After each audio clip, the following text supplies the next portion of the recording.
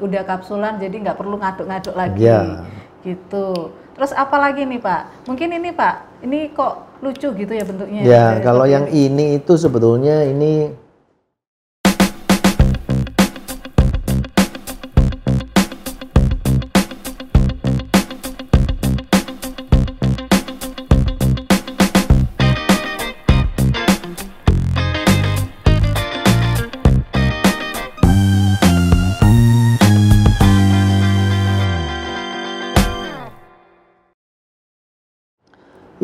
produk khusus catering service ya. Jadi produk ini kan tanpa pengawet. Jadi begitu kita buat, paling bisa tahan cuma 2 hari di kulkas. Jadi kalau ada orang pesanan baru kita buat. Jadi ini untuk catering ya, lalu untuk acara-acara nikahan gitu, lalu arisan ibu-ibu, reuni dan sebagainya, biasanya yang dipesan yang kecil. Yang kecil. Ya, yang kecil. Tapi kalau yang gede, ini yang di counter-counter kita. Ya. Ini ada misalnya kayak saya mau order kunyit asam, mungkin bisa ada campuran-campuran dikasih daun jeruk, nipis atau gimana, bisa nggak Pak? Ada itu. Madu, dikasih madu gitu. Bisa. Nggak terlalu asem. Yang di counter biasanya. Oh, yang di counter ya. Karena biasanya orang yang sudah jamunya sudah dicampur-campur, kayak dicampur sayur, dicampur jeruk nipis dan sebagainya, itu malah lebih nggak tahan lama kan, jadi harusnya diminum di tempat. Nah, kalau yang ini original, jadi saset ini 2 saset kasih air langsung jadi yang ini. Jadi yang Iya. Kalau yang itu rasa apa tuh Pak? Ini temulawak. Oh, itu temulawak. Saya kok mirip kayak kunyit asam ya? Kalau kunyit asam lebih gelap. Oh, lebih gelap. Kalau yang ini rosella pasti itu ya, rosella. Pak ya? Ini rosella. Ini kalau mungkin orang nggak tahu dikirain sirup ini Pak. Iya Pak, kalau kita lanjutkan lagi, ini tadi udah dijelasin produk-produknya, keunggulannya, bahkan ini sekarang yang ada bersih darah ini, jadi orang nggak perlu ngaduk lagi, nguduk-nguduk lagi, bingung sama minum jamu. Untuk yang mereka alergi. Nah, ini kalau kita ngomong soal perubahan pada produk jamu ibu, apa yang mempengaruhi dalam hal kegunaan dan khasiatannya? Mungkin dalam maksudnya perubahannya itu mempengaruhi khasiatnya enggak gitu ya? Iya. Kalau mempengaruhi khasiatnya ya pasti ada ya. Jadi kalau kita lihat misalkan jamu yang Ibu Natural Drink yang rasanya manis ini dibandingkan yang kapsul dengan yang masih pahit itu, yang tradisional, khasiatnya pasti lebih powerful yang serbuk dan yang kapsul ekstrak. Oh gitu. Karena itu tergantung dari tujuan produknya kan. Kalau yang Ibu Natural Drinks, jamu yang manis ini, tujuannya kan untuk dikonsumsi sehari-hari. Otomatis harus dibuat khasiatnya lebih ringan. Supaya orang bisa konsumsi berulang kali kan, seperti kita konsumsi teh atau kopi dan sebagainya. Cara menghadapi Pak, ini kan pastinya banyak produk-produk jamu, apalagi waktu pandemi ini, banyak yang mengeluarkan kemasan-kemasan seperti yang ada seperti ini Pak ya. Nah, cara menghadapi lawan, kompetitor, ini apa yang dilakukan oleh jamu ibu? Ya, berkomunikasi lah pastinya ya. Pastinya berkomunikasi ya. Dan komunikasi yang sekarang itu, terutama di masa pandemi ya, itu semuanya yang offline dulu, event-event itu kita pindahkan ke online ya. Jadi kita mulai belajar bikin podcast, lalu kita juga belajar bikin konten dan sebagainya.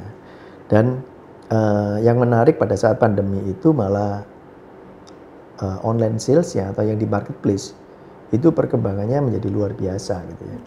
Jadi kita live itu bisa live langsung kolaborasi dengan marketplace-nya. Jadi kolaborasi dengan Shopee, dengan Tokped, itu yang nonton langsung ribuan. Ribuan. Iya, itu yang luar biasa menurut saya. Itu cara-cara itu yang harus dipakai ya. Itu yang harus kita rubah. Nah, ini kan sudah masuk endemi. Nah, ini bagaimana langkah-langkah selanjutnya supaya jamu ibu yang tadinya online selama 2 tahun, ini gimana Pak? Ada perubahan lagi? Nah, ini mulai harus dua ya. Jadi kita harus nggak bisa hanya online aja atau offline aja. Jadi sekarang sudah mulai bisa offline. Ya. Jadi online-nya tetap masih gerak, lalu offline-nya sudah mulai. Jadi sudah banyak event-event di luar, lalu kampus dan sebagainya sudah mulai buka dan sebagainya. Jadi dua macam sekarang, offline dan online. Offline dan online. Nah, harapan sendiri dari jamu ibu, khususnya Pak Ferry ini, Pak Ferry yang gencar banget ya supaya generasi Z ini mau konsumsi jamu, nggak hanya kopi kekinian, minuman kekinian gitu, tapi juga sehat minum jamu gitu Pak. Harapannya ini apa Pak? Karena banyak perubahan sekali dalam jamu ibu ini, mulai dari yang kemasan anak-anak kapsul sampai juga yang kekinian seperti yang ada di gelas kita ya Pak. Ya harapan kita sih ya, bukan hanya harapan dari jamu ibu mestinya, harapan dari seluruh industri jamu ini. Ya jamu ibu mewakili lah Pak. Ya jamu ibu mewakili ya. Jadi harapannya supaya jamu ini bisa diterima di gaya hidup sehat anak muda ya. Jadi analogi sederhananya itu contoh misalkan kopi lah ya. Kopi itu mungkin kalau 30 tahun yang lalu kita minum kopi atau saya minum kopi mungkin dibully sama teman-teman ya. Karena dianggap minuman orang tua dan sebagainya. Tapi sekarang kan hitam ya, Pak. Nah, itu.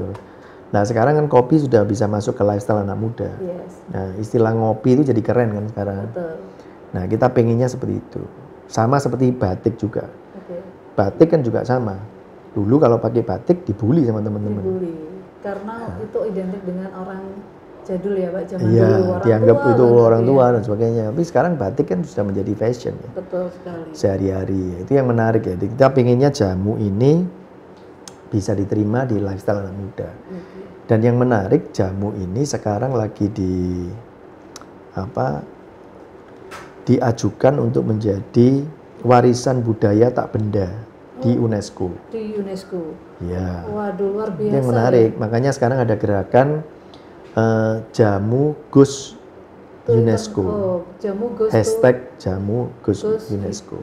Mungkin ini masyarakat khususnya anak-anak generasi zilenial ini wajib banget minum jamu. Jadi jamu sekarang ini bukan jamu yang pahit zaman dulu, harus diaduk terlebih dahulu, minumnya di batok kelapa, gitu kemudian habis minumnya sinom, ditambahin sinom ya Pak ya. Tombonya. Iya, tombo biar nggak pahit. Tapi wajib minum jamu karena jamu sekarang ini tidak menakutkan, tidak menyeramkan. Gitu ya Pak ya. Kalau sekarang kan ada istilah ya Pak ya, anak-anak muda, di mana lagi ngopi. Nah, ini di mana lagi ngejamu gitu. Lagi jamu.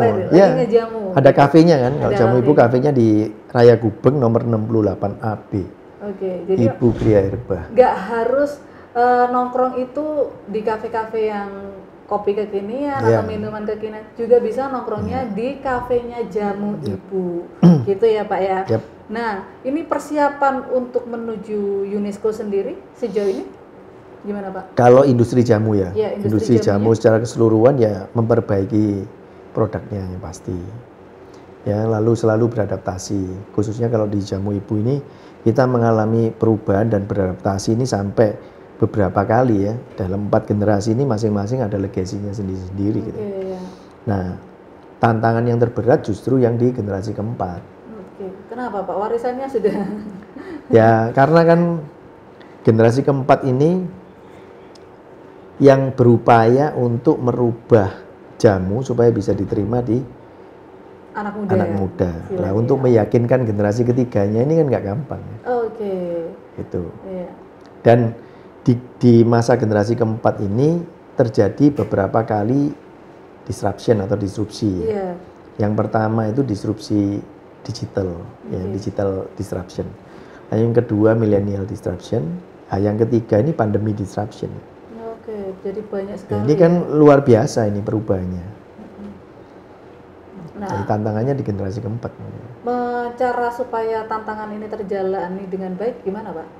Ya, menyesuaikan dengan produknya disesuaikan dengan target market yang baru. Jadi kita meregenerasi konsumen kita supaya konsumennya nggak habis gitu ya. Kalau kita cuman bentuknya yang serbuk dan rasanya pahit, lalu berkembang ke bentuknya cuman yang kapsul aja, anak remaja kan nggak mungkin mau minum yang kapsul misalkan, kecuali kalau dia sudah sakit atau ada gangguan dan sebagainya. Tapi untuk sehari-hari brandnya, jadi corporate brandnya jamu ibu itu harus dikenalkan ke anak muda. Jadi makanya kenapa ada produk Ibu Natural Drinks dan counter-counter kita yang ada di mall dan sebagainya. Lalu kita aktif berkomunikasi lewat media sosial. Lalu penjualannya juga nggak hanya di offline, bisa online dan sebagainya. Jadi pakai endorser dan sebagainya. Tujuannya untuk meregenerasi konsumen. Tujuannya meregenerasi konsumen. Nah, yang terakhir Pak, ada yang mau disampaikan kepada para penggemar dari jamu ibu nih Pak? Oh ya, mungkin pesan-pesan aja ya. Iya, pesannya kepada penggemar khususnya ini generasi Z, Pak. Iya, ya, generasi Z ini kalau saya lihat kan generasi yang loyalitasnya minim ya terhadap satu produk gitu ya. Jadi harapan kami sih sebagai pelaku industri jamu, anak-anak muda terutama generasi Z ini bisa menghargai produk-produk dalam negeri ya, termasuk jamu ini. Yang menarik, jamu ini sudah ditetapkan sebagai brand Indonesia sejak tahun 2008. Ya. Dan ikon tanaman obatnya adalah temulawak.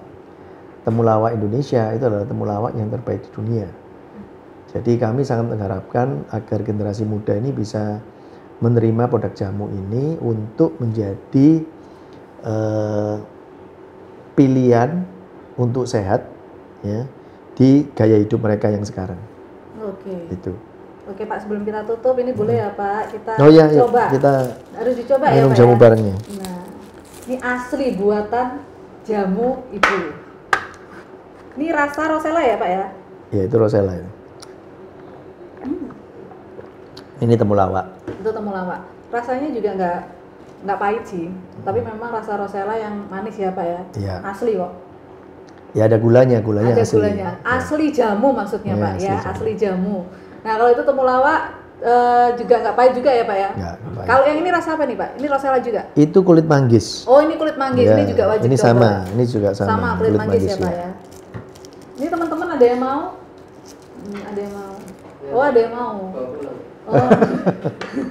Coba yang kulit manggis ngomong buat kulit jadi bersih. Oh ini malah kayak bukan kulit manggis rasanya Pak ya, seger banget ya.